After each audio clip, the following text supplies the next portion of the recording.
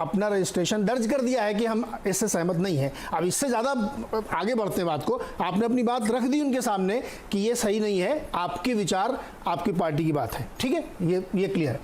दुबे जी और हर्षवर्धन जी की बात चलते हैं। अब थोड़ा सा आप लोग सुनिएगा जरा, मैं दोबारा से अपने क्वेश्चन को रिफ्रेश करता हूँ, क्योंकि दो हमारे पास जो लोग हैं, दोनों जिससे हम अभी बात करते हो अर्थशास्त्री भी हैं, क्योंकि दोनों लोग इस क्षेत्र में बहुत काम कर चुके हैं। लेकिन मूल प्रश्न थोड़ा सा सिंपल बना के आते हैं। पहले दुबे जी आपके पास आते हैं। हम इतने दिनों से 45-46 दिन हमको हो चुके हैं, हम क्या इस स्थिति में देश को ला पाए हैं कि हम लॉकडाउन से बाहर आएंगे? मैं दोबारा सवाल कह रहा हूं, ये green zone, orange zone, red zone, containment और ये सब जो बातें चल रही हैं, इसका कोई मतलब है क्या?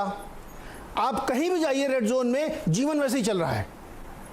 तो जो हम करना चाहते हैं, जो हम अचीव करना चाहते हैं, वो होगा क्या? या हमें कोई दूसरा रास्ता अपनाना चाहिए? मेरा कोई जजमेंट नहीं है, क्या हमें कोई दूसरा तरीका अपनाना चाहिए? दुबे जी। नीरज जी, मेरी रीडिंग तो ये है कि चाहे रेड जोन हो, ऑरेंज जोन हो, ग्रीन जोन हो या कोई कंटेनमेंट जोन हो, सरकार दिमागी तौर पर लॉकडाउन उठाने के लिए तैयार हो चुकी है। जब ट्रेनों का प्रदेशों के बीच में आवागमन शुरू होने की पूरी तैयारी हो गई है और ऑनलाइन टिकट भी बिक रहे हैं, तो इसका ये पहला सबसे बड़ा संकेत है कि लॉकडाउन हर कीमत पे उठाया जाएगा।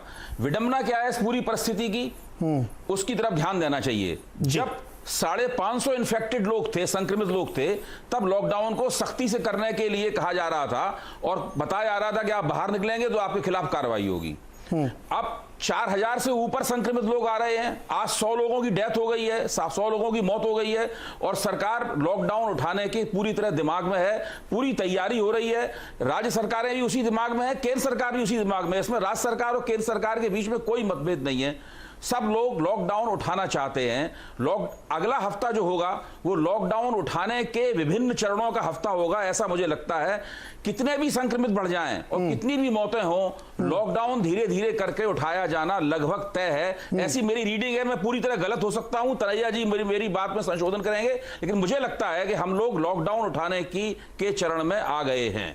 दूसरी बात जिसकी तरफ मैं आप सबका ध्यान दिलाना चाहता हूं, जो आप सब लोगों को पता है लेकिन बहस में उसके ऊपर उसको रेखांकित नहीं किया जाता, केंद्र सरकार ने डिजास्टर मैनेजमेंट एक्ट जो है वो इन्वोक किया है, वो इस वक्त पूरे देश में लागू है।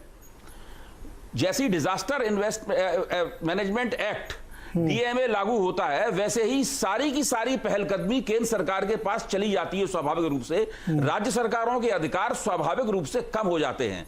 जो संक्रामक बीमारियों से निपटने वाला कानून है वो राज्य सरकारों के हिस्से का है, लेकिन डीएमए लागू हो जाने की वजह से वो उसमें कोई दम नहीं रह गई है उस कानून में। इसलिए राज्य सरकारें बहुत सारी पहलकदमियों में केंद्र की मोहताज हैं। अगर राज्य सरकार कोई केंद्र सरकार से स्वतंत्र होकर स्वायत्त होकर कोई पहल लेती है तो केंद्र सरकार को मान लो पहल पसंद नहीं है तो वो उसको खारिज कर सकती है। केंद्र को यह अधिकार प्राप्त है। इसीलिए कोरोना के खिलाफ जो लड़ाई है वो बहुत ही केंद्रीकृत लड़ाई है। इसमें राज्यों को जो अधिकार हैं वो काफी कम हो गए हैं। नहीं दुबे जी, एक तकनीकी क्या आपको इसका पूरी तरीके से नहीं दुबे जी क्या आपको ये ऐसा लगता है कि इस लड़ाई में कहीं राज्य और केंद्र के बीच में संघर्ष की स्थिति है क्या? कहां पे मामला फंसता है? कौन सही है? मैं कह रहा हूं दोनों में एकता है। तो फिर वो डीएमए एक्ट का क्या मतलब? नीरज जी आप ठीक कह रहे हैं। मैं इसका मतलब ये है, अभी जो आपकी चर्चा हो रही है ना, कांग्रेस की प्रवक्ता ने कहा कि राज्यों को अधिकार दिए जाने चाहिए। हाँ, तो राज्यों को अधिकार जब वो कह रही हैं राज्यों को अधिकार दिया चाहिए, राज्यों को अधिकार दिए ही नहीं जा सकते जब तक कि डिजास्टर मैनेजमेंट एक्ट हटेगा नहीं। कोरोना ठीक तरीके से तब कोरोना खिलाफ जो लड़ाई है वो राज्यों के अधिकारों में तब वितरित होगी जबकि डीएमए हटेगा, ये मैं कह रहा हूं। जी हर्षवर्धन, क्या ये स्थिति है कि राज्यों को जो बहुत कुछ करना चाहते हैं उसमें इनको दिक्कत आ रही है क्योंकि केंद्र सरकार की तरफ से रुकावट आ रही है? नीरज जी, जब मैं ये बहस सुन रहा था और सुप्रिया ने जब शुरुआती टिप्पणी की थी तो मुझे सचमुच लगा कि ये तनेजा जी ने जो कहा उनसे मैं सहमत नहीं हूँ। सुप्रिया जो बोल रही है वो कांग्रेस की ही टिप्पणी है और वही मानी जाएगी अगर वो अपनी भी विचार रखेंगी, तो इसमें कोई कंफ्यूजन नहीं है।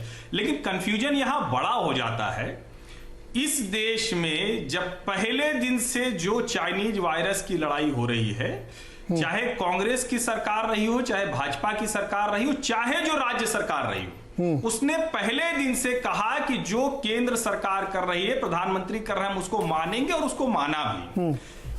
जब लड़ाई आगे बढ़ी तो ये भी कह सकते हैं कि राज्यों को अपने यहां खास करके जो